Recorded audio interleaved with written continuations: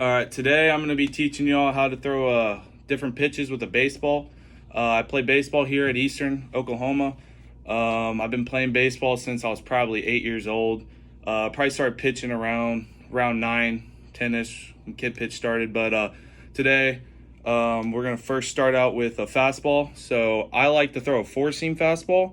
So you're going to have your seams that go like this. And I like to go across like this, and I like to angle it. I get a lot of movement with that. Some people throw it with the seam, like they're farther in on the seam. I like to get it back, and that helps me, like when I grip, to get that backspin to make it move more and stuff like that. Helps with velo and all that. I learned from a big leaguer when I was probably like 15. He said to always have your fingers together. I used to throw it like this, and then I started throwing like this, and my velo jumped up, a lot more movement. But that's what you call four seam when it goes across the seams like this way. A two seam is the same thing as fastball, but it's between these two. People get more movement with this, but personally for me, my velo goes down and I don't get as much movement. So I like four seam. Next pitch is a changeup. People throw circle change, and a circle change has you make a circle with it.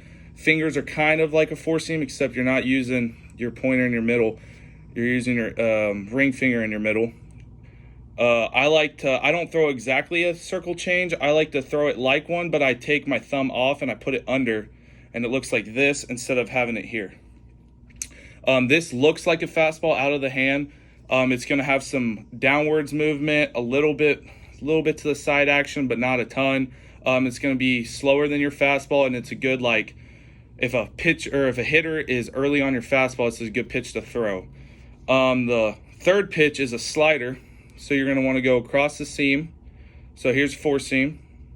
You're going to go to the side of it, and I like to go down towards the seam here. And I like to throw this other finger here, but I don't put any pressure on here. I could honestly throw my slider like this. I just like to leave it down, and I put pressure on my middle finger. I run my thumb across the bottom, and when you go to throw it, you want to throw like a fastball, and then last second you want to bite it.